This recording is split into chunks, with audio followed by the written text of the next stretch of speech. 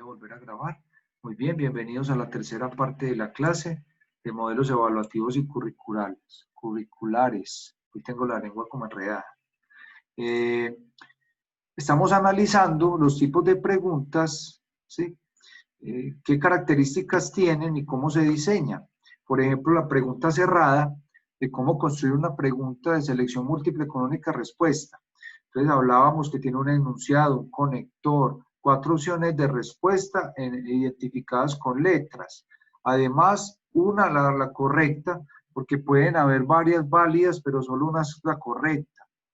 La que es correcta se denomina clave y las demás se denominan distractores.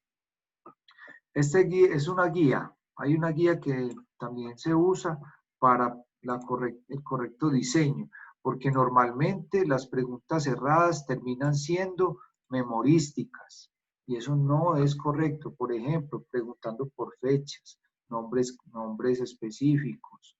No, eso no es por competencia. Lo que está evaluando ahí el docente sería la memoria. Entonces, por eso hay que diseñar muy bien las preguntas. Dice, redacte siempre la clave en primer lugar. Tenga en cuenta lo que busca evaluar con el constructo. ¿Qué significa esto? Que usted debe, para diseñar la pregunta, tener la clave, o sea, lo que, a ver, ¿cómo les explico? Lo verdadero, o sea, la respuesta. Lo primero es la respuesta. Y luego analiza la competencia. Realice el encabezado o tallo de la pregunta como una aserción incompleta que se complementa o tiene su sentido completo con la clave. Entonces ya después, usted no hace primero el intro, no. Lo primero que tiene en cuenta es la respuesta y luego la complementa con ese encabezado. Las opciones de respuesta deben escribirse como continuación de la aserción. ¿Qué es la aserción? Pues todo completo. O sea que usted analiza primero desde la respuesta, va y redacta el encabezado. Si tiene un intro o un input más bien, el input es una imagen de apoyo, un texto de apoyo o un video de apoyo. Por ejemplo, en nuestro caso que vamos a diseñar encuestas, puede haber videos. Y luego hace las distracciones. No use preguntas directas. Se debe evitar el uso de signos como los 2 puntos.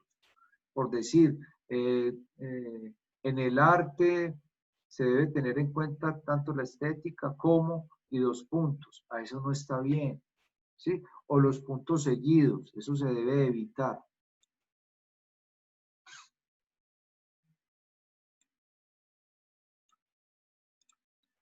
Bueno.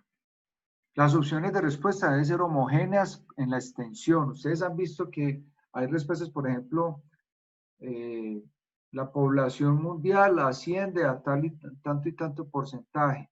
Entonces, según según la población, pues los datos de población mundial, podemos decir que en los continentes de mayor densidad poblacional son Asia, entonces mira, cortica, B, en todos los continentes que se presenten y empiezan unas respuestas todas amplias. Eso quiere decir que no son homogéneas. ¿Ya? Entonces las respuestas deben de ser homogéneas.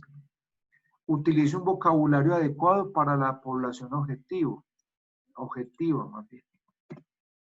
Utilice un vocabulario adecuado para la población. ¿Qué significa eso? O sea que yo no puedo usar un lenguaje tecnicista cuando estoy evaluando otra cosa. O sea, yo tengo que tener muy bien claro el contexto para poder hacer la pregunta, ¿ya? O sea, yo no podría hacer una pregunta, eso se aplica mucho a los grados. El lenguaje que uso en un grado 11 a un grado de primaria, o sí. Eso no se puede. Construya ítems originales, no utilice los que aparezcan en internet, muchas veces es corte y pegue, o libros o revistas o otros documentos. No, analice bien su material y hay que aprender a diseñarlas. Plantee una sola problemática en cada ítem. Esto es muy importante, aunque hay veces se utiliza de un texto, se sacan 3 o 4 preguntas, pero no debe de hacerse tantas, de solamente un encabezado. Si en la aseveración se incluye una opinión, debe indicarse a quién corresponde. Ojo pues, o sea, los derechos de autor, de dónde sacan los textos, ¿ya? Etcétera. Lo que se debe evitar, la evaluación del mismo aspecto específico con varios ítems, ¿sí? O sea, lo que acabamos de decir, que tiene un aspecto y de ahí salen muchas preguntas o muchos ítems. Ítems que incluyan posiciones ideológicas o prejuicios. Imagínense donde yo diseño una pregunta estando a favor, por ejemplo, con el comunismo, el socialismo o el capitalismo, o sea, omitiendo una opinión de docente, mi opinión personal, influenciando al estudiante a través de la pregunta. Eso hay que evitarlo. Ítems en los cuales se indague por la opinión del evaluado. ¿Qué le parece a usted eh, sobre el tema de la educación en Colombia? Pues sí me entienden. Ítems en los cuales indague una opinión. Cuando se hace una encuesta de opinión o de satisfacción, etcétera, ahí sí, es diferente, ¿ya? Pero si usted está haciendo una prueba, como por ejemplo una prueba estandarizada, usted nunca va a tener una pregunta de opinión. Información ambigua en las opciones de respuesta. ¿Qué significa esto? Que usted empieza a diseñar los distractores de una manera ambigua, usando otro tipo de información.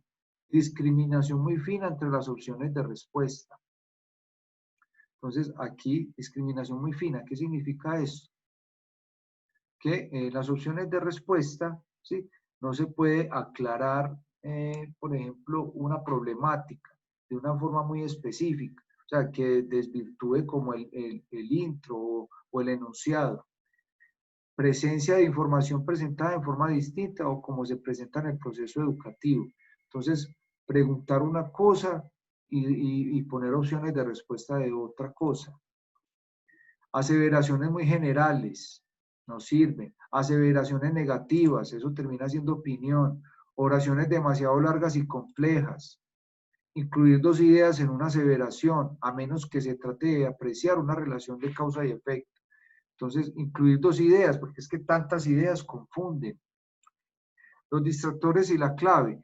Hay que elaborar los distractores teniendo en cuenta las siguientes posibilidades. Una respuesta parcial, es decir, correcta pero incompleta. Entonces, mire que es lo que acabé de decir. Usted puede tener varias opciones o todas pueden ser correctas, pero solamente una va a ser verdadera. Respecto a lo que se pregunta, una respuesta común, pero no adecuada ni pertinente para el contexto ni la situación que se plantea en el enunciado. Esto es muy claro, ¿sí? Una respuesta completamente contraria, pero engañosa a la requerida por el contexto y la situación. Muchas veces los distractores se vuelven ya demasiado exagerados para confundir al estudiante. No, usted puede hacer un distractor muy claro. Una respuesta que es la correcta. Oh, elabora la clave. Solo una va a ser la verdadera. Tipos de pregunta. Entonces, mire, interpretación, argumentación y proposición. Esto pues no lo voy a leer ya. Ustedes ya se han adaptado y se han relacionado mucho con estos tipos de preguntas. Formas de enunciación según el tipo de pregunta. Entonces aquí está muy interesante. Según el tipo de pregunta, si usted, mire que aquí, si usted reconoce en la pregunta si es de interpretación, de argumentación o proposición, ya tiene mucho de la respuesta. ¿Por qué? Porque según el tipo de pregunta es cómo se diseña la pregunta. Entonces, por ejemplo, si es interpretativa, la pregunta se enuncia de la siguiente manera. Según el planteamiento tal, se infiere, se deduce que. Entonces, mire, se usa este tipo de palabras. Se infiere, se deduce. Ya sabemos que es interpretativa. Cuando es argumentativa, usa mucho este conector. Según tal cosa, se explica que tal cosa, ¿cierto? Propositiva, según se plantea lo siguiente, según este término, según este concepto, se plantea lo siguiente. Entonces aquí quiere decir que el estudiante debe proponer. Entonces uno analiza las respuestas donde se ajuste a esa función o ese tipo, que sea propositivo, argumentativo o interpretativo. Eso ustedes ya lo conocían, muchachos. Esto podemos ver ejemplos para que se nos aclare. Cuando usted se enfrente a una pregunta, a una prueba estandarizada, usted tenga claridad en el tipo de pregunta que va a responder. ¿Sí? Ojo, matriz para el diseño de preguntas. Mire que esta es también tomada del ICFES. ¿Sí? La descripción, esto lo puede usar el docente a manera de uso personal. Sin embargo, hay pruebas que usted puede también socializar a partir de la matriz con los estudiantes. Debe tener la competencia, corresponde al constructo, es decir, lo que se va a evaluar, un contexto, insumo a partir del cual se hace la pregunta, contenido textual, problema, caso, esquema o imagen. ¿Sí? Que este puede ser el input y estar en el enunciado. La pregunta sobre la cual se debe dar la respuesta, mírenlo acá. Opciones de respuesta, incluye los distractores, es decir, las respuestas no correctas. Respuesta clave, la respuesta correcta o verdadera. Retroalimentación, justificación de la respuesta correcta y su relación con la competencia evaluada. Revisión de las respuestas con los estudiantes y de la prueba según resultados. Esto se usa para finalmente la regulación, autorregulación de los aprendizajes. ¿Qué le parece esto? Está muy complicado. ¿Qué opinan, muchachos? Para ya terminar la clase. Ya se durmieron todos. Yo no me he dormido. Estamos aquí. A ver, den por favor señales de vida. Bueno, entonces Profe, hay lo que mucho. estamos es procesando tanta información. Es que Pues, en evaluación hay mucha y información. apenas me digan a mí que entendió. Pero no, no importa porque mire, lo que hacemos hoy es como, a ver, como un acercamiento a todo lo que son estos instrumentos, a la evaluación, qué se compone, cómo se fundamenta, ¿cierto? Cómo se diseña cada cosa. Uno cree que eso no tiene trabajo, pero eso detrás tiene mucho trabajo. Por eso esas evaluaciones estandarizadas son un complique. Usted no lo pueden demandar, puede demandar, eso es una cuestión muy tesa porque eso tiene también un fundamento jurídico o legal. Por eso tiene tanto diseño. Entonces, si usted conoce esto, es muy importante. ¿Por qué? Porque hay que diseñar muy bien la evaluación o los instrumentos evaluativos que usted va a implementar. Y conocer todo esto es importante para poder que se adapte a los tipos de evaluaciones, sobre todo a las estandarizadas. ¿Sí? Entonces, hay cursos completos sobre esto para usted poder enfrentarse a tipos de evaluaciones, como el docente. Usted en algún momento que quiere trabajar con el magisterio, con el Estado, porque hay mucha más estabilidad allí, va a enfrentarse a un tipo de evaluaciones como estas.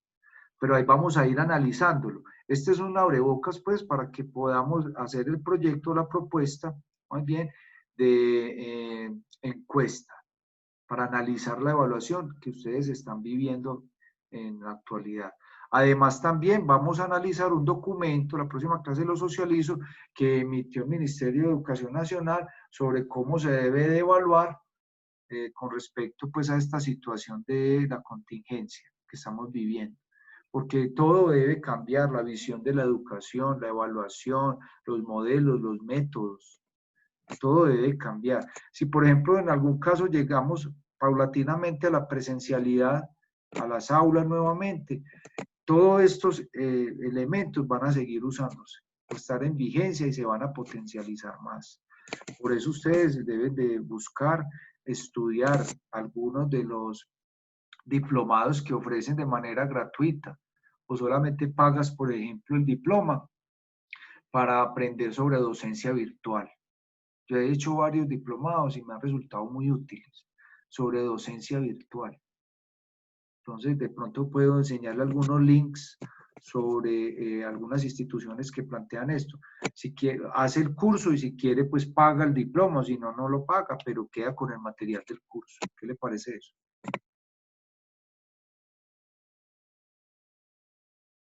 Nos tenemos que educar en el manejo virtual de la educación. Eso, por aquí Doris me mandó una manita, señales de vida. Bueno, ¿qué le parece pues eso? ¿Qué otra opinión tienen? Ay, profe, tengo hambre. Yo también no he podido almorzar. Entonces, chicos, cerremos la clase. ¿Qué le pareció la clase? Mucha información, estamos de acuerdo, pero es necesario. ¿Qué más? Sí, mucha información, pero muy importante. Usted cuelga todo esto en la página, así es tan amable. Sí, por favor, sí, voy a, por ejemplo, esta presentación ya está colgada en la plataforma, pero recuerden que yo después de, apenas terminemos la clase y almuerce, yo organizo toda la información nuevamente y le coloco todo lo que usted necesita para el curso. Pero mire, no hay tarea. ¿La tarea cuál es? Terminar las actividades anteriores. Aleluya. Termine las actividades anteriores, porque yo no los puedo sobrecargar de tareas. Termine las actividades anteriores, analice muy bien, haga ejercicios de diseño, que eso es muy importante, que usted tenga claro eso, que tenga los documentos, guarde todo el material, los documentos, porque en algún momento los va a necesitar. Haga su tarea de la rúbrica, de los diseños pues, del constructo, la competencia, las evidencias de aprendizaje, las dimensiones, etc. Y también, bueno, esas 3 actividades y también busque la evaluación que vamos a analizar la próxima clase. ¿Listo? Pues puede analizar las evaluaciones que estén vigentes, pues que les hayan realizado últimamente. ¿Qué les parece, chicos? Habilitar en la plataforma para subir la rúbrica. Sí, claro que sí. Hoy mismo la habilito. ¿Sí?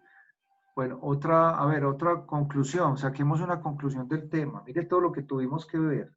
Diseño de instrumentos de evaluación y además de eso, pues todo lo que se fundamenta la evaluación en los diferentes campos y el análisis de preguntas abiertas y cerradas. No sé si nos dará tiempo de ponernos en la actividad de diseñar una prueba escrita, ya sea de pregunta cerrada o pregunta abierta. Sí, vamos a ver más ejemplos para adaptarnos y hacer ejercicios.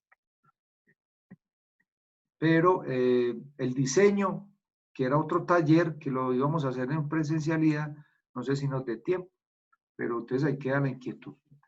Sí, eso sí sería bueno, como hacerlo en la presencialidad. Sí, porque es que está muy complicado. Pero lo que sí vamos a hacer es no un examen que les voy a hacer yo a través de la plataforma, sino que vamos a hacer la encuesta y analicemos los resultados para ver cómo se puede mejorar la evaluación en nuestra institución. Eso es muy importante. ¿Ya? Bueno, y fuera de eso, vamos a ver si podemos ver algunos aspectos legales de la evaluación, que eso es lo que nos falta, como fundamentación jurídica. Bueno, chicos, 1:29 de la tarde. Me voy despidiendo. Gracias por su asistencia, participación, por no dormirse en mi clase. Maestra, muchas gracias. Por el buen humor. ¿Cómo sabe que no me dormí? Ah, para que vean, yo soy mago. Porque habla mucho. Tenía que chao, desahogar y gracias. eso que estuve muy enredadito porque todavía adaptarse uno como docente a este medio es un poquito complejo, porque el discurso es uno hablar con una pantalla y uno está acostumbrado es al discurso con los estudiantes pues directamente. Bueno, los quiero mucho. Profe, buen provecho. Feliz Buen provecho, semana. chao. Nos vemos el viernes. Chao, profe, muchísimas gracias. Cuídense mucho. Profe, gracias. Cuídense. Y suban el ánimo, sí. Tenía una inquietud. Profe, ¿El gracias. comparativo es en parejas o es individual? Lo pueden hacer en parejas, sí, yo cojo lo que hay que es en parejas. Analicen los datos en parejas, muy importante. Listo, profe. Muchísimas Bueno, gracias. chicos, cuídense mucho. Espero pues haya sido de provecho la clase. Felicidades.